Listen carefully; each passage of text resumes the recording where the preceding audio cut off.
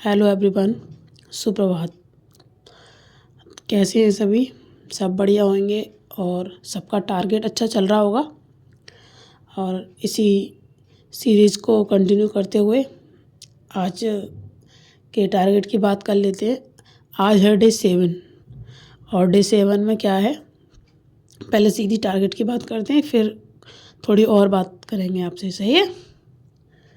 तो इंग्लिश में देखते हैं। जैसे कि हमने पिछले 6 डे के टारगेट में किया था कि प्रोनाउन की दूसरी क्लास की थी, तो आज हमें तीसरी क्लास करनी, थर्ड प्रोनाउन की, और 25 सिनोनिम्स करने हैं और इडियम्स करने हैं 20। ठीक है, ऐसा है ना। अब थोड़ा आगे पीछे चीज़ें करते हैं, मतलब रहेंगे। जैसे इडियम्स में मैंने आज 5 घटा दिए, तो OWS में 5 बढ़ा दिए। ठीक है, जिससे कि आपको बोरियत भी नहीं होगी और सब चीज़ धीरे धीरे कोई आगे पीछे नहीं रहेगी, सारी चीज़ कवर होती चली जाएगी। ठीक है, और वो पैसेज आपको रीड करना है इंग्लिश माध्यम ऐप से।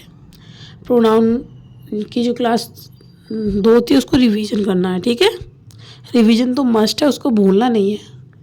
उसके बाद मैथ में बात कर लेते हैं। तो मैथ की जो परसेंटेज की क्लास 7 है और आज परसेंटेज को पढ़ते हुए हमें 1 सप्ताह हो चुका है। ठीक है, मुझे उम्मीद है कि काफ़ी हद तक आपका परसेंटेज चैप्टर ख़त्म होने वाला होगा। ठीक है, कल से हम इस चैप्टर को चेंज कर देंगे। और जैसे जिस किसी का थोड़ा बहुत रह भी जाता है तो वो कोशिश करेगा कि जिस दिन हमारा रिवीजन डे होता है यानी संडे को, तो वो उस दिन उस चीज़ को पूरी कर लेगा। ठीक है, इसलिए।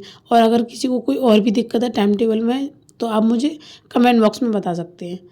25 क्वेश्चन इसके करने हैं आपको परसेंटेज के, और स्क्वायर क्यूब फ्रैक्शन, वो तीनों आपको, जो आपको बिल्कुल अब आपको वैसे काफ़ी हद तक याद हो चुके होंगे। ठीक है, लेकिन फिर भी कुछ एक दो ऐसी चीज़ें होंगी जो आपको याद नहीं होंगी, तो सिर्फ वो लिखनी है, वो प्रैक्टिस करनी है। ठीक है, सारे नहीं उतारने हैं। और 2 की पावर 10, इसका मतलब ये है जैसे कि हमें ये याद करना है, जैसे कि 2 की पावर 1 2 होता है, 2 की पावर 2 4 होता है, 2 की पावर 3 8 होता है। इस तरीके से हमें 2 की पावर 10 तक लगानी है और उनके सारे मतलब मान याद होनी चाहिए हमारे लिए, क्योंकि ये बहुत इंपॉर्टेंट है मैथ में, बहुत बहुत बहुत ज़्यादा। ठीक है, तो ये आपको ध्यान रखना है। अब ये तो हो गई इंग्लिश और मैथ की बात। अब हम बात कर लेते हैं रीजनिंग की। तो रीजनिंग में हमें क्या करना है कि वही कोडिंग डिकोडिंग हमारी चल रही थी, तो उसमें हमें 15 क्वेश्चन करने हैं इसके, और सीरीज के 5 सवाल, ब्लड रिलेशन के 5 सवाल और कैलेंडर के 5। ठीक है, ये चारों चीज़ें करनी है। और ये बहुत काफ़ी अच्छा है, आप ये मत समझना ना ज़्यादा है ना कम है, ये मॉडरेट है, एवरेज चीज़ें चल रही हैं। ठीक है, तो इनको आपको इसी तरीके से करना है। रीजनिंग में आपको सिर्फ इतना करना है।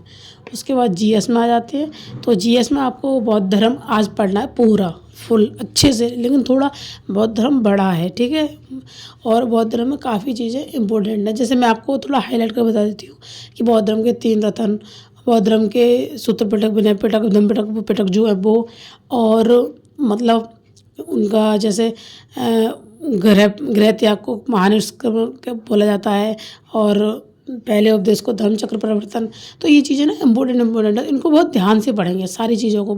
बौद्ध संगतियाँ हैं, तो इन चीज़ों को बहुत मतलब सीरियस होकर पढ़ेंगे, क्योंकि ये चीज़ एग्जाम में आती हैं। ठीक है, और जैन धर्म जो आपने कल पढ़ा था उसको रिवीजन करना है। जैन धर्म में भी वही है, मतलब वो अपने त्रिरत्न है, त्रिरत्न। ठीक है, सम्यक आचरण, सम्यक दर्शन, तो वो सारी चीज़ें इसी तरीके से आपको याद करनी है। ठीक है, जो मैंने आपको थोड़ा बता दिया है। और लोक नृत्य, आप लोक नृत्य आज को आपको ख़त्म कर देनी, मैंने आपको बताया था ना 3 पार्ट में। झारखंड से कर्नाटक तो आप कर चुके हैं, उनको रिवीजन करना, उससे आगे के जो है वो आज सारे करने हैं आपको। ठीक है, सिर्फ जीएस में इतना करना है और मन लगा के पढ़ना है। ठीक है, ये नहीं सोचना है, बोर नहीं होना है। मुझे लग रहा है कि हाँ, हो सकता है आप लोग बोर हो रहे होंगे, तो एक दिन संडे के दिन आपको रेस्ट दिया जाया करेगा। पढ़ाई से रेस्ट भी बहुत ज़रूरी है, लेकिन रेस्ट ये नहीं है कि बिल्कुल पूरा दिन पढ़ाई खोल के ही नहीं देखी किताब, तो फिर आपका मंडे को मन ही नहीं करेगा। संडे का मतलब है रिवीजन डे, यानी जो चीज़ हमने पढ़ ली अगर हम उनको दोबारा पढ़ेंगे ना, थोड़ी बोरियत तो लगेगी, लेकिन वो जल्दी हो जाती है। फिर ये मतलब एक प्रेशर नहीं रहता है, लगता है हाँ यार ये हमारी पढ़ी हुई है। लेकिन बिल्कुल नई चीज़ रेगुलर पढ़ते हैं तो हाँ, माइंड की ताकत खर्च होती है, उसमें दिमाग लगाना पड़ता है। तो इसीलिए आप क्या करेंगे ना कि अच्छे से आप पढ़ाई करेंगे 6 दिन, और 1 दिन आप रेस्ट करेंगे। ठीक है, लेकिन वो 6 दिन ऐसे होने चाहिए आपके कि आप कहीं जिस वक्त पढ़ाई कर रहे हैं ना, आपका दिमाग कहीं और नहीं होना चाहिए। सिर्फ पढ़ाई में होना चाहिए। और जो बच्चे इस सीरीज़ में कंटिन्यू लग रहे हैं ना, वो वाक़ई में मैं आपको बता नहीं सकती कि आपको कितना फ़ायदा होने वाला है और आप कितना डेडिकेट हो इस चीज़ के लिए। आपको कोई नहीं रोक सकता, कोई भी नहीं रोक सकता। इस टारगेट, इस स्टडी सीरीज़ के द्वारा आप अगर फॉलो करते हैं कोई भी एग्ज़ाम को, तो वो पहली बार में बीट करोगे, पहली बार में। ये मेरा वादा है आपसे। आप एक बार इसको कंटिन्यू करके तो देखिए। और जो बच्चे पहली बार देख रहे हैं इस क्लास को, मैं उनसे यही कहूँगी कि वो डे 1 से आएँ, ठीक है? डे 1 की क्लास तभी ज़्यादा फ़ायदा होगा, क्योंकि बीच में से आप आएँगे, आधी चीज़ें छूट जाएँगी आपकी और आधी चीज़ें कवर रहेंगी, तो उससे कोई फ़ायदा नहीं होगा। इसलिए आप डे 1 से शुरू करिए। चाहे कोई भी कभी भी देख रहा है किसी भी वीडियो को, अगर बीच में किसी वीडियो को आप देख रहे हैं, तो आप डे 1 से आइए और आपको वो सब मिलने वाला है जो आपने सोचा है। बस आपको कहीं से कुछ भी भटकना नहीं है, किसी की बातों में नहीं आना है। मैंने जो बताया है, जहाँ से बताया, आप वो पढ़ते रहिए और यकीन करिए कि जिस दिन आपका रिज़ल्ट आएगा ना, जिस दिन आप एग्ज़ाम दे, मतलब रिज़ल्ट तो बात की बात है, पहले आप जब एग्ज़ाम देने आएँगे और एग्ज़ाम को अटेम्प्ट करेंगे, सॉरी ये हिल गया, तो आपको वाक़ई में पता चलेगा कि हाँ, तैयारी किस लेवल की है मैंने, ठीक है? तो बस सबसे ज़रूरी है कि भरोसा करना, जो भी आपका मेंटर है, टीचर है, उस पे। और जब आप भरोसा करते हैं ना, तो फिर वो भरोसा रंग भी लेके आता है। तो ऐसे ही लगे रहिए, अपना प्यार बनाते रहिए।